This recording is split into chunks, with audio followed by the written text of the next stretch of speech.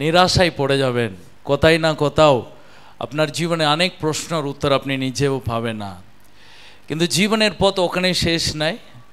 প্রভু যীশু তিনি বলেছেন, আমি পথ, আমি সত্য, আমি অনন্ত জীবন।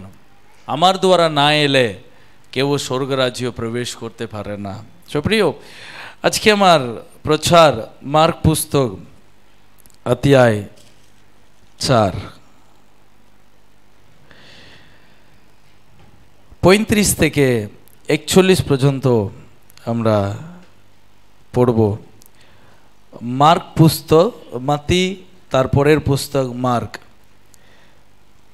মার্ক পুস্তক অধ্যায় 4 সেখানে 35 পদ থেকে। সেই দিনই সন্ধ্যাবেলায় যীশু তার শিষ্যদের বললেন, চলো আমরা সাগরের উপরে যাই। তারা লোকদের কাছে থেকে চলে এলেন।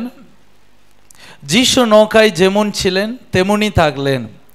তারা সেই নৌকায় উঠে যীশুকে নিয়ে চলে গেলেন। তাদের সঙ্গে আরও কয়েকটা নৌকা ছিল। তারপরে হৃদয় উঠল প্রচণ্ড ঝড়। ঢেউ আছড়ে পড়তে লাগলো নৌকার উপরে। নৌকায় জলে উঠতে লাগলো, জল উঠতে লাগলো। যীশু নৌকার পিছনের দিকে বালিশে মাথা রেখে ঘুমাচ্ছিলেন।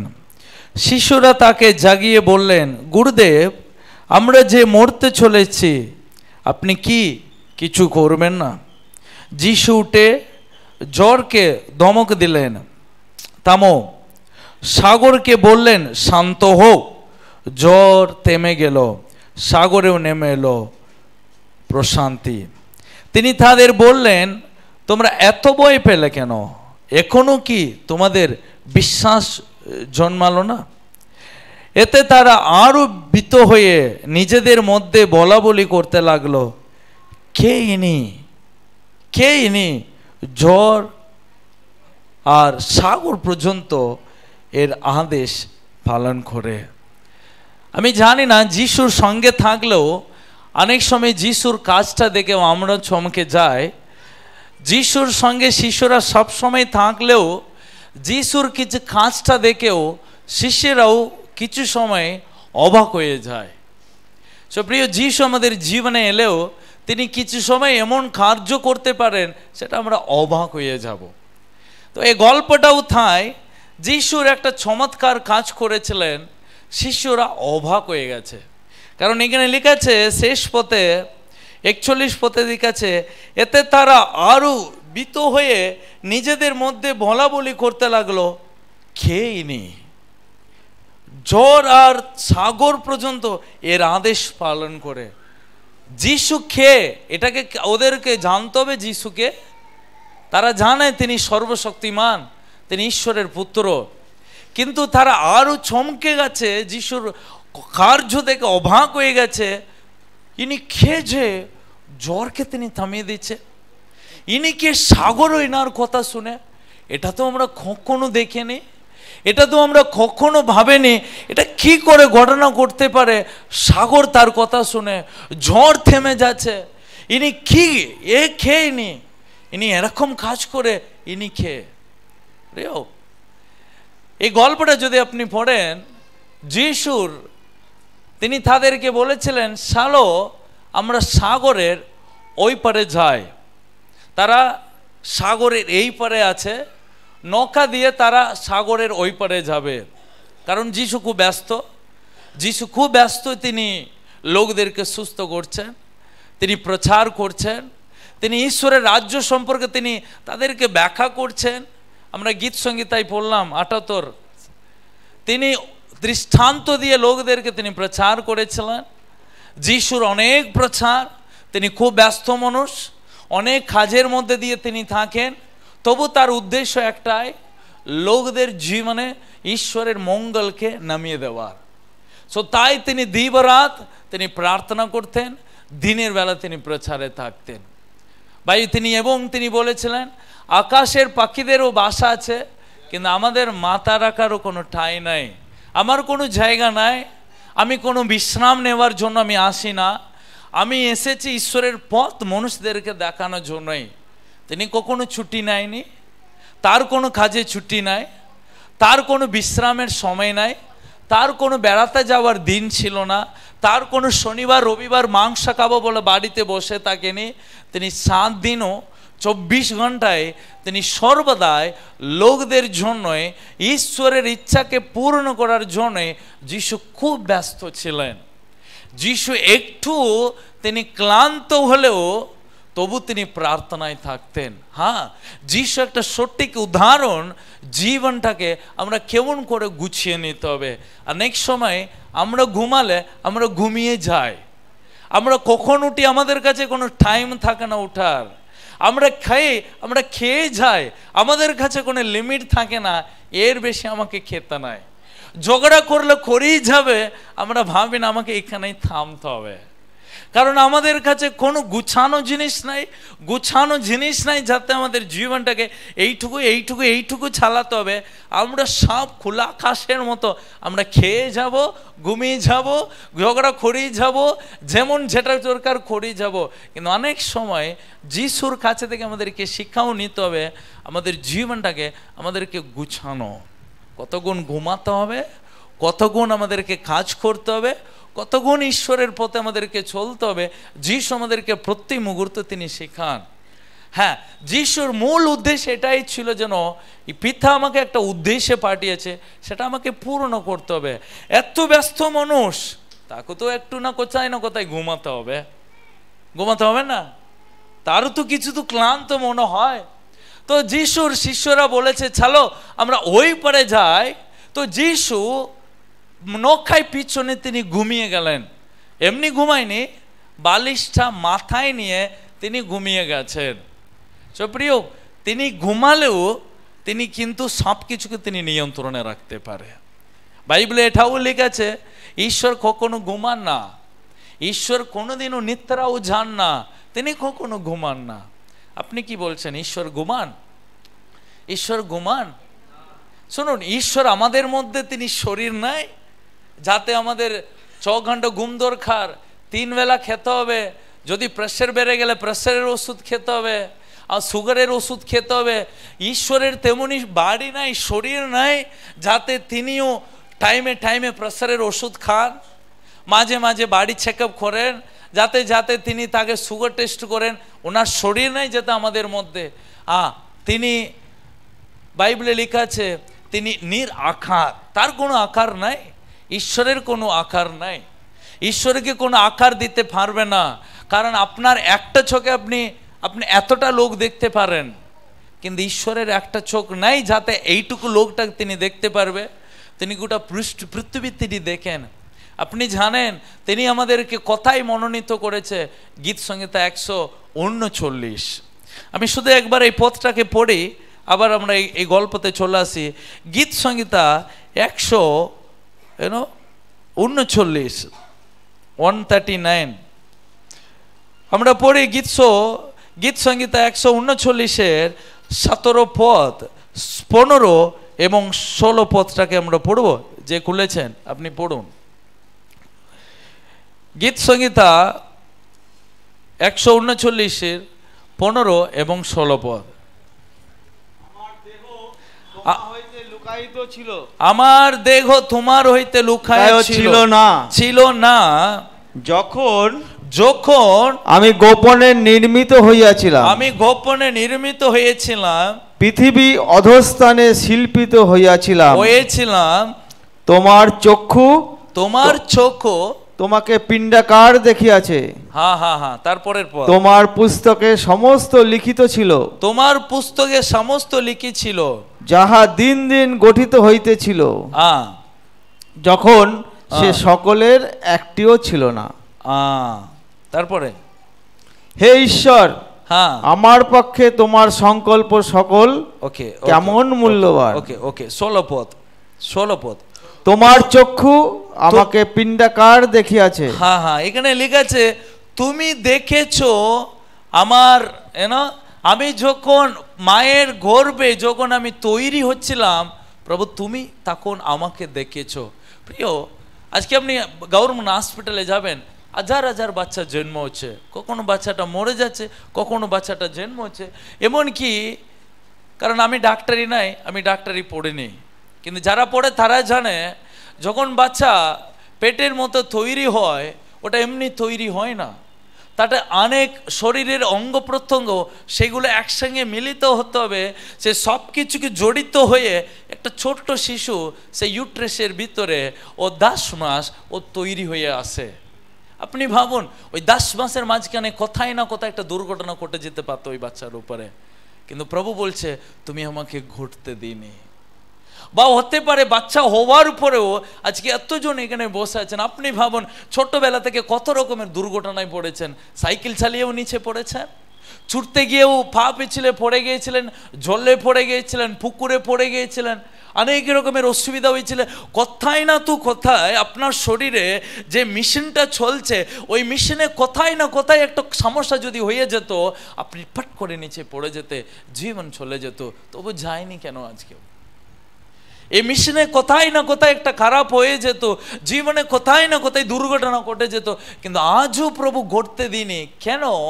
কারণ আমার কাছে উত্তর আছে, কারণ প্রভুর চোখ আমাকে দেখেছে যখন আমার মায়ের গর্ভের ভিতরে যখন আমি তৈরি হয়েছিলাম। এটাই আমার আনন্দই, এটাই আমার সাহস। প্রভু আমাকে ভালোবেসেছে আমি যখন আমার মায়ের গর্ভে তৈরি হচ্ছিলাম। এটাই আমার বিশ্বাস যে তাহলে আমার জীবনে আজ পর্যন্ত হতে পারে। আমার জীবনে আমি কত বছর নষ্ট করেছিলাম জানেন? আমি 21 বছর আমার জীবনে নষ্ট করেছি। কেন জানেন? আমার 22 বছরে আমি প্রভুকে গ্রহণ করেছিলাম। আমি 22 বছরে প্রভুকে গ্রহণ করার 21 বছর আমি পাপেই ছিলাম। আমি নেশা করতাম, আমি সিনেমা দেখতাম, আমি মারপিট করতাম, আমার এই জগতের সঙ্গে আমার সব সম্পর্ক ছিল। আমি কাউকে মানতাম না, কোনো কিছু, আমি এই জগৎ নেশা যেন আমার কাছে ছিল না।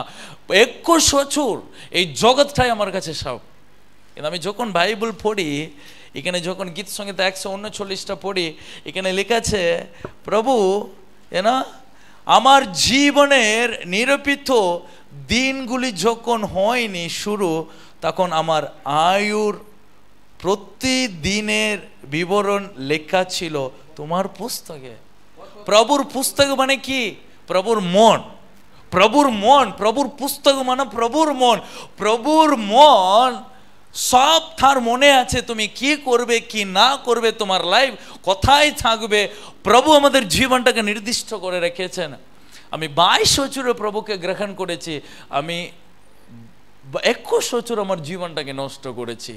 কিন্তু আমি চাই না ওই 20 বছর যতটা আমি নষ্ট করেছি, আগামী যত বছর বেঁচে থাকবো তত আমি বেশি প্রভুর জন্য আমি জীবনযাপন করার আমি সিদ্ধান্ত নিয়েছিলাম যখন আমার বয়স 22। কারণ ওই 21 বছর বাইবেলে লেখা আছে, ওই 21 বছর আমার জীবনে আমি প্রভুকে ভালোবাসিনি, ওই 21 বছর প্রভুকে আমি সম্মান করলাম না, ওই 21 বছর প্রভুর বাক্যটাকে আমি গুরুত্বই দিলাম না, প্রভুকে রেসপেক্ট পর্যন্ত দিতে পারলাম না, প্রভুকে কোনো সম্মান দিতে পারিনি, প্রভুকে কখনো ভালোবাসতে পারিনি। যা করেছি প্রভুর বিরুদ্ধে করেছি, যা কথা বলেছি প্রভুর বিরুদ্ধে করেছি, যে কর্ম করেছি প্রভুর বিরুদ্ধে করেছি। 21 বছর সম্পূর্ণভাবে আমার জন্য জীবন কামন করেও আমি কিন্তু শান্তি পাইনি। কিন্তু যখন আমি 22 বছরে প্রভুকে গ্রহণ করেছি, আমি কিন্তু ডিসিশন নিয়ে নিয়েছি, আমি যেই 21 বছর আমার জীবনে যত খারাপ করেছিলাম তত আগামী এত বছর বেঁচে থাকবো আমি প্রভু যিশুর জন্য বেঁচে থাকবো। আমার যুবক জীবনের বয়সে আমি আমার জীবনটাকে প্রভুকে দিয়েছিলাম। আমি সব উপভোগ করেছি, সব পথ ত্যাগ করেছি। আমি বলেছি এরপরে আমি যতদিন বেঁচে থাকবো যত বেশি আমি প্রভু যিশুকে আমি ভালোবাসবো, যত বেশি আমি প্রভুকে সেবা করব। সবচেয়ে বেশি সিদ্ধান্ত আমি নিয়েছি, আমি এই জগৎকেও আমি সেবা করব না। আমি চাকরিটাকে যেদিন ছাড়ি সেদিন ঠিক করেছি চাকরির জন্য দিন রাত পরিশ্রম করতাম। যখন মার্চ মাস আসতো, ফিনান্সিয়াল শেষ মার্চ মাস, সারাটা রাত আমাকে কিন্তু অফিসে বসে থাকতে হবে, মানে বছরের শেষ অঙ্ক শেষ করি। মার্চ মাসগুলো আমি বাড়ি যেতে পারবো না, আমার ডিও আমাকে এত ঝালাবে, রাত্রি 12টা পর্যন্ত পলিসি করতে হবে, 12টা পর্যন্ত আমাকে বসে থাকতে হবে। কিন্তু প্রভু যিশুর কাছে এসেও আমি কি করে ঘুমাতে পারি, আমি কি করে জেগে থাকতে পারি, আমার প্রয়োজন আমি রাত্রি জেগেও আমাকে প্রভুর জন্য জীবনযাপন করতে হবে। কারণ আমি পৃথিবীতে ওরকম জীবনযাপন করেছি, আমি পৃথিবীতে ওইভাবে আমার জীবনটাকে নষ্ট করেছি 21 বছর। প্রভুতে এসে আগামী আমি 20 বছর, 22 বছর, 40 বছর বেঁচে থাকবো। আমি যদি বলতে পারি কত 20 বছর আমার বয়স অলমোস্ট চলে গেল 36, 37, ওই 21-22 আমি প্রভুকে দৌড়েছি। আজ পর্যন্ত আমি দৌড়াচ্ছি প্রভুর জন্য। 1 কিলোমিটার, 2 কিলোমিটার, 2000 কিলোমিটার দৌড়াচ্ছি, এবং এখানে থেকে আমি দৌড়াচ্ছি, বাকি জীবনটাকে আমি নষ্ট করতে চাই। সুপ্রিয়, সবচেয়ে বড় উত্তম সিদ্ধান্ত কোনটা জানেন? আপনার জীবনে অনেক বছর আপনি নষ্ট করেছেন, ওই জীবনটা আপনি আর ফিরে আসবে না। আপনি ভাবুন, প্রভুর দৃষ্টি, প্রভুর মনে আপনি যে দিনগুলো নষ্ট করেছেন ঈশ্বরকে শ্রদ্ধা না করে, ঈশ্বরকে না ডেকে, আপনার ইচ্ছার মতো অভিলাষের মতো জীবনযাপন করে যে দিনগুলো আপনি নষ্ট করেছেন, সে দিনগুলোকে প্রভু কি করে জানেন? সে দিনগুলো প্রভু কিভাবে দেখেন? সাধু পৌল বলছে। সাধু পৌল কে জানেন? সাধু পৌল খ্রিস্টীয় বিশ্বাসীদেরকে খুন করতেন, যারা ঈশ্বরকে ডাকতো তাদের উপর নির্যাতন করতেন। সে সাধু পৌল যিশুকে গ্রহণ করার আগে তার সমস্ত জীবনটাকে খারাপভাবে ব্যবহার করেছে। এমনি খারাপ নাই, খুন হত্যা করেছে, মেরে দিয়েছে খ্রিস্টীয় বিশ্বাসীগুলোকে, যারা তাকে ডাকে, তারা মণ্ডলী যায়, যারা বাইবেল পড়ে, তাদের উপর প্রচুর নির্যাতন করেছে। সাধু পৌল জেনে নিয়েছে আমার জীবনে আমি কত নষ্ট করে ফেলেছি। তিনি বলছেন প্রেরিতের পুস্তক 29, একবার এই পথটাকে করলুন, প্রেরিতের পুস্তক 29, প্রেরিতের পুস্তকে 27-30 পথে সাধু পৌল কি বলছেন? প্রেরিতের পুস্তক 17-30 পথ, যদি খুলে থাকেন কেউ একজন পড়বেন। 17-30।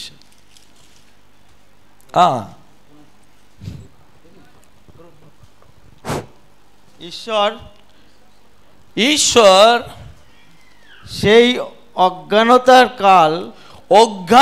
কালটাকে উপেক্ষা করিয়াছিলেন। হ্যাঁ, তারপরে কিন্তু এখন সর্বস্থানে সকল মনুষ্যকে মন পরিবর্তন করিতে আজ্ঞা দিতেছেন।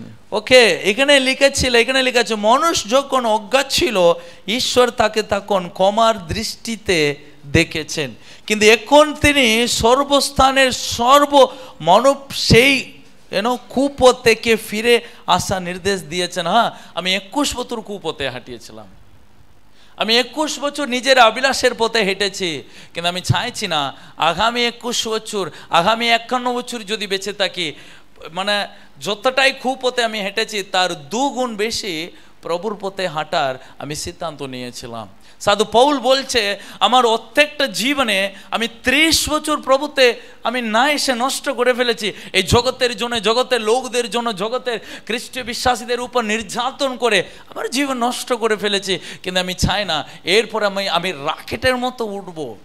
আমি প্রভুর জন্য এত ফাস্টে আমি দৌড়াতে চাইছি, যতটা আমি নষ্ট করেছি তার 2 গুণ আমি প্রভুর জন্য আমার জীবনটাকে দিতে চাইছি। সুপ্রিয়, এরকম একটা পরিস্থিতিতে যিশু দৌড়াচ্ছেন, বালিশ মাথা দিয়ে তিনি ঘুমাচ্ছেন। তো তারা নৌকাতে ওই পরে যেতে যেতেই মাঝখানে ঝড় উঠেছিল, মানে এত ঝড় উঠেছে জল নৌকার মতো ডুবে যেতে লাগলো। নৌকার ভিতরে জল ঢুকেছে, নৌকা জলে ডুবতে লাগলো, জল ঢুকেছে। শিশুরা যিশুর সব আলোকিক কাজ দেখেছে, তবু পরিস্থিতি দেখে তারা খুব ভয় পেয়ে গেছে। তারা ভয় পেয়ে, অনেক সময় আমরাও ভয় পেয়ে যাই। কখন জানেন? যখন আমরা পরিস্থিতিকে আমরা সামলাতে পারি না, তখন আমরা ভয় পেয়ে যাই। বাস্তবিক কিন্তু ভয়টাকে কেমন অতিক্রম করতে হবে সেটা আমরা এখানে থেকে শিখতে হবে। কিভাবে ভয়টাকে জয় করতে গেলে, তার মানে আপনি কখনো বলতে পারবে না আপনার জীবনে খারাপ পরিস্থিতিটা যেন না আসুক, আপনি এই প্রার্থনাটা করতে পারবে না। আপনি এরকম প্রার্থনা করবেন, প্রভু যিশু শিখিয়েছে প্রলোভন হইতে তুমি আমাদেরকে রক্ষা করো, প্রলোভনে তুমি পড়তে দিও না। তো এত বড় যন্ত্রণা, জল ঢুকতে লাগলো, শিশুরা সবাই ভয় পেয়ে গেছে। ভয় পেয়ে যিশুর কাছে গিয়ে বলছে, গুরুদেব আমরা এখানে মরতে চলেছি, আপনি এখানে ঘুমাচ্ছেন, আমরা এখানে মরে যাচ্ছি, এখানে জল ঢুকে যাচ্ছে, আপনি এখানে আরামে ঘুমাচ্ছেন। প্রিয়, কি করে একটা মানুষ অশান্তির মাঝখানে ঘুমাতে পারে? কি করে একটা মানুষ কষ্টের সংকটের মাঝে ঘুমাতে পারে? অনেকজন বলছে আমি তো প্রচার শুনলেই ঘুমিয়ে যাচ্ছি, তাহলে কষ্ট তো ঘুমাবই।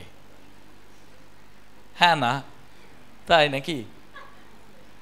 যিশু বালিশ মাথা দিয়ে ঘুমাচ্ছে, সমস্ত লোক, আপনি ওই পথটাকে এখানে পড়ুন, কি লেগেছে মার্কের পুস্তক, না? তারা যিশুকে সে কি বলেছে 4 তারা এসে যিশুকে বলল, না, যিশু নৌকায় পিছনে দিকে বালিশ মাথা রেখে ঘুমাচ্ছিলেন। শিষ্যরা তাকে জাগিয়ে বলল, কি করে বলল? জাগিয়ে বলল, গুরুদেব, আমরা যে মরতে চলেছি, আপনি কি কিছু করবে না? আমরা কি হতে চলে এসেছি? আমরা তো মরতে চলে এসেছি, আমরা মরবই, মরার পরিস্থিতি, আপনি ঘুমাচ্ছেন? আপনি আপনার কোনো কষ্টই নেই যে আমরা কষ্ট পাচ্ছি, আপনি ঘুমাচ্ছেন? কষ্টের মাঝখানে কি করে ঘুমাতে পারি? কষ্টের মাঝেও কি করে ঘুম আসে আপনার? আপনার তো চোখের জল আসবে, আপনি তো চিন্তায় খেতে পারবেন না, আপনার তো কি করে ওটাকে অতিক্রম করতে হবে আপনি বুঝতে পারবে না। মানুষ বেশিরভাগ ওই জায়গাতে নিজের বিশ্বাসটাকে সে হারিয়ে ফেলে, নিজে খাবড়ে যায়, নিজে ভুল সিদ্ধান্ত নিয়ে ফেলে, ও কি করবে না করবে ওখানেই খুঁজে পায় না। কিন্তু যিশু আরামে ঘুমাচ্ছেন। তিনি ঘুমালেও তিনি পরিস্থিতি নিয়ন্ত্রণ করার ক্ষমতা তার কাছে আছে, ওটা তিনি জানেন। ঘুমাতে গেলেও অত পরিস্থিতি মাঝেও যিশু ঘুমাবার মূল কারণ কি জানেন? যিশুর ভিতরে একটা শান্তি ছিল, ওটা শিষ্যদের ভিতরে ওই শান্তি নাই। কারণ যিশু জানেন আমি জল নৌকা ঢুকলেও, পরিস্থিতি অতটাই বিপরীত হলেও আমি থামাতে পারি, আমি সামলাতে পারি, তার কারণ আমার ভিতরে ঈশ্বর আছে, আমার ভিতরে প্রভু আছে, আমার ভিতরে প্রভুর বাক্য আছে, আমার ভিতরে প্রভুর প্রার্থনা আছে, আমার ভিতরে আমি প্রভুকে ভালোবাসি, আমি জানি আমি প্রভুকে কতটাই গুরুত্ব দিই, আমি জানি আমি প্রভুকে কীভাবে আমি রেসপেক্ট দিই, তাকে শ্রদ্ধা করি, আমি জানি। ওটাই যিশু জানেন। ওই জন্য যিশুর ভিতরে কোনো চিন্তা নাই। কার ভিতরে মন কুতকুত করে, কার মন খুব কষ্ট পায়? যার ভিতরে কিছু থাকে, যার ভিতরে মনের ভিতরে ঠিক নাই, তার মন পরিষ্কার থাকবে না, তার ঘুম হবে না, তার চিন্তা থাকবে, কিন্তু তার মন পরিষ্কার, তার ঘুম ভালো করে আসবে। কেন জানেন? তার ভিতরে সাদা প্রভু থাকে, তার ভিতরে প্রভুর শক্তি থাকে। তো যিশু ঘুমাচ্ছেন, যিশুকে তারা বলছে, প্রভু আমরা মরতে চলে এলাম, আমরা মরছি, আপনি এত সুন্দর করে ঘুমাচ্ছেন, তার মানে আপনি একটু চিন্তা নাই যে আমরা জীবনে নষ্ট হোক, আমরা মরি, আমরা বাঁচার আপনার কোনো ইচ্ছা নাই, আমরা এখানে মরে যাব। এ প্রিয়, আপনার নৌকায় যিশু আছে, আপনার নৌকায় যিশু আছে। যদি আপনার নৌকায় যিশু থাকে, জল ডুববে। আপনার নৌকায় জল থাকলে জল ডুববে। এটার মানে এইটা নাই যিশু থাকলে জল ঢুকবে না বলে কোনো নিয়ম নাই। নৌকা থাকলে জল ঢুকবে, কিন্তু এটা মনে রাখুন, জল আপনাকে ডুবাবে না, কারণ ওই জলকে নিয়ন্ত্রণ করার একজন আপনার নৌকার মধ্যে রয়েছে। আপনি যত গুণ জানবেন না আপনার নৌকায়, আপনার জীবনে যিশু আপনার সঙ্গে আছে, তত গুণ আপনি ভয়ে কাঁপবেন। কিন্তু আপনি যখন জানবেন যিশু আছে, আপনি কিন্তু কখনো ভয়ে ভীত হবেন না, আপনি ভয়ে চিন্তা করবেন না, কখনো ভাববেন না। শুধুমাত্র একটাই জিনিস, যিশু ওখানে উঠলেই সব ঠিক হয়ে যাবে। তো যিশু যখন উঠলেন, যিশু কি করলেন? যিশু কাঁদেনি, যিশু ভয় পায়নি। যিশু প্রথমবার উঠে তিনি ঝড় বৃষ্টিকে দেখলেন, কারণ তার আগে শিষ্যরা অলমোস্ট তারা ডেথ, তার বিশ্বাসের ক্ষেত্রে তারা মরেই গেছে, তাদের পরিস্থিতিটাই মরে গেছে। যিশু কিন্তু কিছু জানে না, ঘুম থেকে উঠছেন, হে জল ডুবছে, লাফালাফি, যিশু কিছু করেনি, তাই না? যিশুকে উঠালো, যিশু উঠলেন, যিশু উঠে, 39 পথে লিখেছে, যিশু উঠে জ্বরকে ধমক দিলেন। কি বললেন? থামো। কি বললেন? থামো। তারপরে কি হলো? সাগরকে বললেন কি হো, শান্ত হো। জ্বর থেমে গেল, সাগরও নেমে এলো। কি হলো? আমরা একটা গান করি না, পাহাড় সরে যাবে, জ্বর থেমে যাবে, জীবন পাবে হতাশা দূরে, বেদনা যদি ভালোবাসি, যদি ভালোবাসি, যদি ভালোবাসি, যদি ভালোবাসি প্রিয় যিশুকে, যদি ভালোবাসি, একসাথে বলি, যদি ভালোবাসি প্রিয় যিশুকে, যদি ভালোবাসি আমরা যিশুকে, যদি ভালোবাসি প্রিয় যিশুকে, কি পাহাড়, পাহাড় ঝরে যাবে, জ্বর থেমে যাবে। অনেক সময় গানটা আমাদের ভালো লাগে, নেচে নেচেও করি, কিন্তু যখন এরকম পরিস্থিতিতে আমরা এটা বুঝতে পারি না, এই পরিস্থিতিকে থামানো প্রভু যিশু আমার সঙ্গেই আছে, তিনি থামাতে পারে। যিশু উঠে এসে উপোস প্রার্থনাতে বসেনি, যিশু উঠে এসে চলো উপোসটা করি, জ্বরকে থামাতে হবে, জ্বর প্রশান্তিকে নামাতে হবে, চলো 7 ঘন্টা একটা উপোস প্রার্থনাটা করি। যিশু করলেন? যিশু উঠলেন। কোথায় থেকে উঠলেন? ঘুম থেকে উঠলেন, উঠে বললেন হে হে থামো থামো চুপ। যিশু অ্যাটিটিউড আলাদা। যিশু অ্যাটিটিউড কি জানেন? যিশু তাড়াতাড়ি উঠেন, ঝড় বৃষ্টিকে বলেন কেন রে আমার ঘুমটাকে তোরা বিরক্ত করছিস, চুপ, আমি একটু ঘুমাবো। বাস, যিশু থামিয়ে দিলেন। আবার গিয়ে যিশু কি করলেন? কারণ যিশু কখনো চান আমার ঘুমটা কেউ নষ্ট যেন না করুক। প্রভু চান আপনাকে কেউ বিরক্ত যেন না করুক, কোনো পরিস্থিতি আপনাকে যেন ডিস্টার্ব না করুক, কিন্তু আপনি ডিস্টার্ব হয়ে যাচ্ছেন, ডিস্টার্ব আপনি হয়ে যাচ্ছেন। প্রভু চান না ডিস্টার্ব করতে, আমরা ডিস্টার্ব হয়ে যাচ্ছি, আমাদের তো সমস্যা, আমাদের তো ভয়, আমরা ভীতু হয়ে যাচ্ছি। তো যিশু তাই জিজ্ঞাসা করলেন তাদেরকে, তাদেরকে বললেন, তিনি তাদের বললেন তোমরা এত ভয় পেলে কেন? কি পেলে? এখনো কি তোমাদের বিশ্বাস জন্মালো না? যিশু কিছু বলেনি, যিশু বলেন এখনো কি এত ভয় পেলে কেন? কারণ তোমার ভয় তোমাকে ফেইলিয়ার পথে নিয়ে চলে যায়, তোমার ভয় তোমাকে প্রভুকে বিশ্বাস করতেই দেবে না।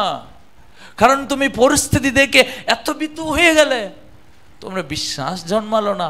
কেন যিশু বললেন তোমাদের বিশ্বাস জন্মালো না কেন? যিশু এই কথাটা কেন বললেন? কেন বিশ্বাস জন্মালো না এই কথাটা বললেন? কারণ আপনি যদি এ মার্ক পুস্তকাতে 4 যদি পড়বেন, তার আগে প্রভু অনেক কিছু অনেক চমৎকারের কাজ তিনি করেছিলেন। অধ্যায় 4 থেকে শুরু করেছে, যিশু প্রচুর প্রচার করেছেন, এত প্রচার করেছেন, তিনি বলেছিলেন তোমরা যা চাইবে তাই ঈশ্বর তোমাদেরকে দেবে। তারপরে তিনি বলেছিলেন তোমরা ঈশ্বরের উপরে নির্ভর করো, প্রভু তোমাদেরকে সব তোমাদের প্রার্থনা তিনি দেবে। তিনি সব কিছু বললে শিষ্যকে বললেন তোমরা আমার সঙ্গে এতদিন থেকেছো, আমি কি করি না করি সব দেখেছো, আমি ঈশ্বরের উপরে পুরোপুরি নির্ভর করি, তবু তোমরা ভয় পেয়ে গেলে। ভয় কখন আসবে? যখন আপনি প্রার্থনা করবে না, তখন আপনার ভয় আসবে। দ্বিতীয় ভয় যখন আসবে, যখন আপনি বিশ্বাসটাকে ব্যবহার করবেন না, তখনই ভয় আসবে। দুটো জিনিস। আপনি যখন ভয় করবেন তখন মনে রাখুন আপনি প্রার্থনা করছেন না। প্রার্থনা করলে বিশ্বাস বাড়বে, ভয়টা সরে যাবে। আর 2 নম্বর বিষয়, হাতে বিশ্বাসটাকে যখন নেবেন, আপনার ভয়টাকে আপনি জায়গা দেবেন না। তো বিশ্বাসটাকে কি করে আপনি হাতে নেবেন? ওটাই ঈশ্বরের বাক্য। প্রভু আমাদেরকে বলেছিলেন, প্রভু আমাদেরকে দিয়েছিলেন, কি বলেছিলেন শিষ্যদেরকে? চলো ওই পারে যাব। কোথায় যাব? কোথায় যাব? তার মানে যিশু আগে থেকে বলে দিয়েছি, আমি তোমাকে কোথায় নিয়ে যাব? ওই পারে নিয়ে যাব। তাহলে প্রভু কথা দিয়ে দিয়েছে, তুমি ওই পারে গিয়ে নামবে, তুমি বেঁচেই পৌঁছাবে। মাঝখানে অনেক কিছু ডুবে যাওয়ার পরিস্থিতি হবে, কিন্তু চিন্তা করো না, চলো আমরা ওই পারে যাব। তার মানে প্রভু বলেছে আমি তোমাকে ওই পারে নামাবো, কিন্তু মাঝখানে তো যা কিছু হবে হতে পারে, কিন্তু সেটা তোমার জীবনটাকে নির্ণয় করবে না পরিস্থিতি। কিন্তু তুমি প্রভুর বাক্যকে যদি বিশ্বাস করে থাকো, প্রভুর প্রতিশ্রুতিকে যদি তুমি বিশ্বাস করে থাকো, তাহলে প্রভু তোমাকে ওই পরে যাওয়ার পর্যন্তই, মাঝখানে যতই বিপদ আসে, প্রভু তোমাকে রক্ষা করতে পারবে। আমেন। কারণ প্রভু এমনি বলেনি, মাত্র 4 পুস্তক 4 অধ্যায়, মানুষ কেবল রুটিতে নয় ঈশ্বরের বাক্যতে সে বেঁচে থাকে। প্রভু এমনি বলেনি। প্রভু ঈশ্বরের বাক্যতে আমরা বেঁচে থাকি। আপনি মনে করবেন না ঈশ্বরের বাক্য আপনাকে বাঁচিয়ে রাখার ক্ষমতা আপনার আছে। ঈশ্বরের বাক্য ক্ষমতা আছে যেটা আপনাকে বাঁচিয়ে রাখবে। কারণ লাজরও মরে গিয়েছিল, যিশু লাজরকে বাঁচিয়ে তুলেছিলেন কত দিনের পরে? 4 দিনের পরে। কি করে লাজরকে তিনি বাঁচালেন? কি বললেন? যিশু বলেছিলেন, লাজর তুমি বেরিয়ে এসো। প্রভুর বাক্যই, প্রভুর আওয়াজে লাজর জীবন পেয়েছে। তো প্রভুর বাক্যতে জীবন আছে। প্রভু যিশু বলেছিলেন, দাষ্ট কুষ্ঠরোগীকে বলেছিলেন, চলো যাজকের কাছে তোমাদেরকে দেখাও। যাওয়ার পথেই দাষ্ট কুষ্ঠরোগী সুস্থ হয়ে গেছে। একটা অন্ধ মানুষকে প্রভু কাদা মেখে বলেছিলেন, যা ওই পুকুরে গিয়ে তোমার চোখটাকে তুমি ধুয়ে নাও। সে গিয়ে ধুয়েছে, চোখ খুলে গেছে। প্রভু যিশু তার বাক্য দিয়ে মানুষের জীবনে তিনি চমৎকার কাজ করেছিলেন, এবং তিনি বলেছিলেন, মানুষ কেবল রুটিতে নয়, ঈশ্বরের বাক্যতে সে বেঁচে থাকে। তো প্রভু বলে দিয়েছিলেন, চলো আমরা ওই পরে যাব। তার মানে তুমি জাস্ট বিশ্বাস করে রাখো প্রভুর উপরে। তুমি হেলে যেও না, তুমি ঢলে পড়ে যেও না, তুমি পিছিয়েও যাবে না। তুমি শুধু অপেক্ষা করো, প্রভু তোমাকে ঠিক ওই পরিস্থিতিতে নিয়ে যাবে। সুপ্রিয়, অনেক সময় আমরা ঘাবড়ে যাই, আমরা ভয় পেয়ে যাই। আমরা পিছিয়ে যাওয়ার মূল কারণ কেন জানেন? ঈশ্বরের বাক্যকে আমরা যথেষ্ট সময় বিশ্বাস করি না। আমরা বিশ্বাস করি, কিন্তু যখন টাইম আসবে, যখন ওই ডুবে যাওয়ার সময়, যখন শিষ্যরা যিশুকে গিয়ে বলেছে, প্রভু আপনার একটু চিন্তা নাই যে আমরা এখানে মরতে চলে এসেছি, তার মানে ভয় যখন আসে তখনই বোঝা যাবে ঈশ্বরকে আপনি কতটাই বিশ্বাস করেন। অনেক বিশ্বাসী আমাদের মণ্ডলীতে এসেছে, কতজন টিকেছে, কতজন স্থিরিতে দাঁড়াতে পেরেছে। যখন গ্রামে হতাচার নির্যাতন হয়েছে, মিটিং হয়েছে, দাঁড়াতে পারেনি বেশি লোক। ওখানেই পরীক্ষা করা হচ্ছে আপনার বিশ্বাস। যখন বলেছে, তুমি যদি যিশুর কাছে গেলে তোমার বাড়িতে খল আর জল ঢুকবে না, আইও প্রভু গো আমার জল লাগবে, আমার যিশু লাগবে না, লোক পিছিয়ে যায়। বয় ওখানে তুমি ঈশ্বরের বাক্যকে তুমি যখন দৌড়বে, তুমি আগুনের মধ্যে দিয়ে গেলেও আগুন তোমাকে ছবে না।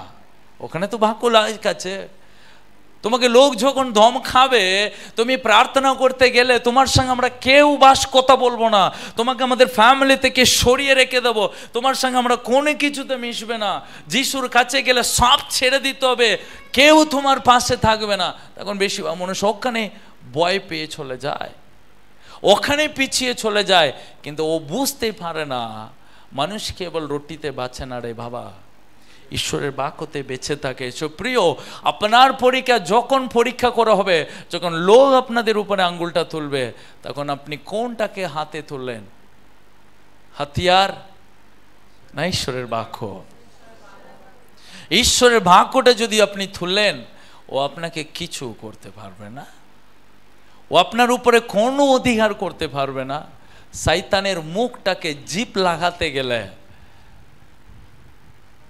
একটা জিনিস, তার মুখের জিপটাকে লাগাতে, কি জানেন?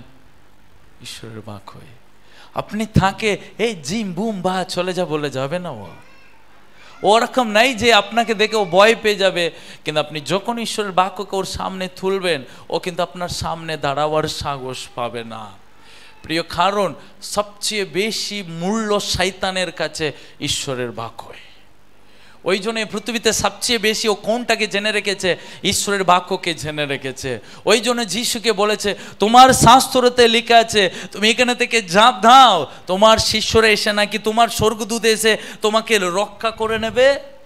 ও শয়তান যিশুকে ঈশ্বরের বাক্য দিয়ে পরীক্ষাতে ফেলেছে, আপনাকেও ঠিক ফেলবে, আপনাকে ঠিক ওই বাক্য দিয়ে ফেলবে, কিন্তু তখন আপনি সে বাক্য দিয়ে আপনাকে দাঁড়িয়ে থাকতে হবে।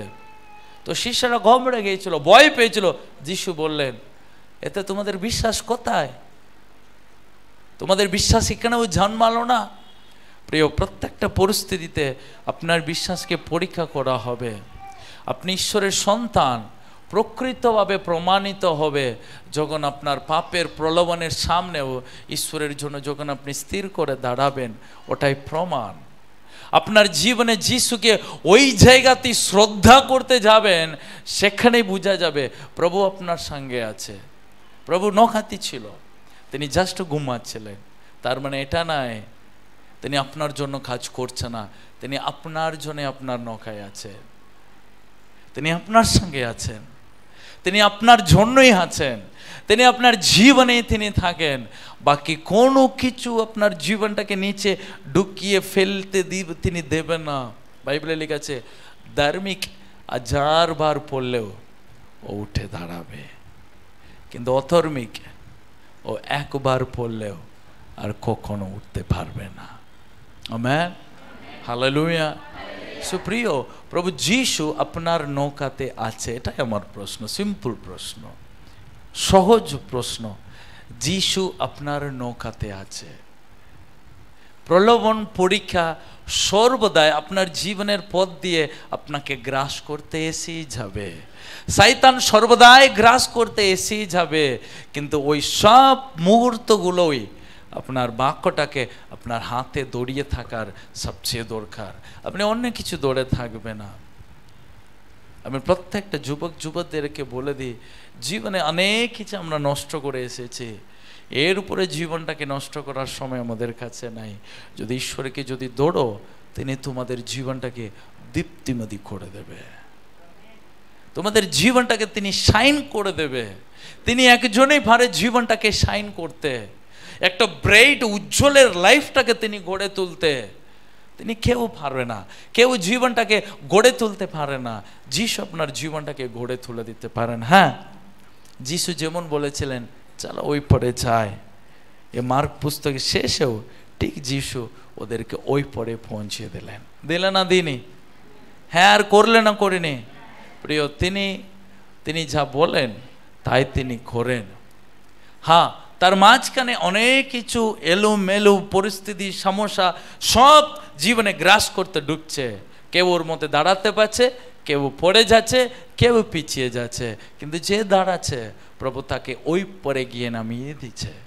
আর কেউ নামাচ্ছে না, প্রভু তার হাতটাকে ধরে নিচ্ছে, প্রভু তার পরিস্থিতিকে সামলে নিচ্ছে, প্রভু তার জন্য যুদ্ধ করে নিচ্ছে, প্রভু তাকে সব জুগিয়ে দিয়ে দিচ্ছে। রোগ তাকে গ্রাস করতে দেয় না, শত্রু তাকে গ্রাস করতে দেন না, প্রভু তাকে জীবনে নিচে অবনীত হতে দেন না, প্রভু তাকে উপরে তুলে দিচ্ছে। প্রভু ঠিক মঞ্জিলে গিয়ে প্রভু তাকে পৌঁছে দিল। একটা ঈশ্বরের দাস বলেছে, আমি কোথায় যাব সেটাকে যদি আমি নির্দিষ্ট জানি, যাবার পথ যতই কষ্ট হোক আমার চিন্তা হয় না, কারণ আমি জানি আমি কোথায় গিয়ে পৌঁছাবো। তো অনেক মানুষের পথ নির্দিষ্ট হয় না, কারণ সে জানো না তার জীবনের পথ কোথায়।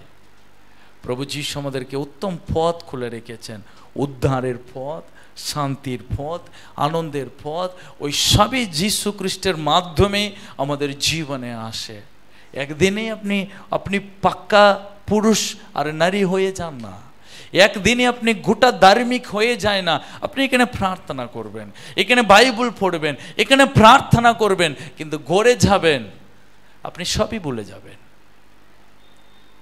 আপনি প্রভুকে ডাকবেন, আপনি ইউটিউবে গান শুনবেন, ইউটিউবে প্রচার শুনবেন, কিন্তু আপনি যখন লোকদের সঙ্গে ঝগড়া করবেন আপনার মুখে খারাপ কথা বেরিয়ে যাবে। আপনি আজকে শুনছেন না, আপনি তো অনেক বছর ধরে শুনছেন, কিন্তু আপনি কখনো ভেবে দেখেছেন আপনি কিন্তু একই আছেন, আপনি কিন্তু একই মুখে কথা বলছেন, আপনি এখনো বদলে যায়নি। যেমন প্রভু যিশুর কাছে আসার আগে ছিলেন, এখনো মাঝে মাঝে ওই রূপটাই ধারণ করে নিচ্ছেন। আপনি কিন্তু নিজেও জানি না আপনি ওই ব্যক্তি, যে ব্যক্তি যিশুর খ্রিস্টের কাছে আসার আগে যে রাগ, যে জেদ, যে হিংসা, যে নেশা, ওইটাই এখনো আছে। কিন্তু মাঝে মাঝে কিছু গুণে নতুন আপনি ঠিক থাকছেন। একদিনে পরিষ্কার নয়, প্রতিদিন আপনাকে লড়তে হবে, প্রতিদিন আপনাকে লড়তে হবে, প্রতিদিন আপনাকে লড়াই করতে হবে। কিসের সঙ্গে লড়াই জানেন? লড়াই নিজের সাথে, লড়াই নিজের সাথে, অন্য কারোর সঙ্গে। কারণ এই শরীর অনেক কিছু আকর্ষণ করবে, এই চোখ অনেক কিছুকে টানবে, এই কান অনেক কিছু শুনবে না। আমি 21 দিন উপোসে ছিলাম, আমি শুধু প্রভুকে একটাই কথা বলেছিলাম, প্রভু তুমি আমাকে শেখাও আমি তোমার জন্য কি করব। প্রভু বলেছে তোমার কান ঠিক থাক, তোমার চোখ ঠিক থাক, তোমার এই জিভ ঠিক থাক, ভেবে কথা বলো, ঠিক কথা শুনো, ঠিক জিনিসটা দেখো। আচ্ছা প্রভু আমাকে নতুন কিছু বলবে? প্রভু বলেছে লড়াই নিজের সাথে, তুমি নিজের সঙ্গে তোমাকে লড়তে হবে। কারণ তুমি যতটাই চাইবে না ততটাই তোমার শরীর, তোমার মন ঈশ্বরের কাছে থেকে সরে যাওয়ার চেষ্টা করবে। পরিস্থিতি থেকে চোখটাকে সরিয়ে প্রলোভনের দিকে তোমার চোখ চলে যাবে। তাই তুমি লড়ো তোমার নিজের সঙ্গে, লড়ো তোমার চোখের সঙ্গে, লড়ো তোমার কানের সঙ্গে, লড়ো তুমি কি শুনছো, লড়ে শোনো, ঠিক কথা শোনো, একদম নিজেকে স্থির করে রাখো। 21 দিনের প্রার্থনায় শেষে আমি প্রভুকে বলেছি, হ্যাঁ প্রভু আমি তাই করব। লড়াই আপনার নিজের সাথে, একদিন প্রতিদিন লড়াই আপনাকে লড়তে হবে, ওই লড়াই আপনাকে করতে হবে। কিন্তু এটা মনে রাখুন, প্রভু আপনাকে সাহায্য করেন। আমেন। অনেক কামনা বাসনাকে আপনাকে ত্যাগ করতে হবে, ত্যাগ করে দিতে হবে, ছেড়ে দিতে হবে। সেটা আপনার কষ্ট লাগে, তবু আপনাকে ত্যাগ করতে হবে। আমেন। অনেক জিনিস আপনার জীবনে, আপনার ইচ্ছা এটা আপনি খেতে হবে, কিন্তু খাওয়া যাবে না। কেন? আপনার জীবনটাকে আপনাকে ঠিক রাখতে হবে, যাতে প্রভুকে আপনি ভালোবাসতে পারেন। সুপ্রিয়, ওটা কঠিন জিনিস, কিন্তু ওই কঠিন জিনিসটাকে পূরণ করতে প্রভু যিশু আপনাকে সাহায্য করবে। আপনি একাই নাই, প্রভু আপনাকে শক্তি জুনিয়ে দেবে।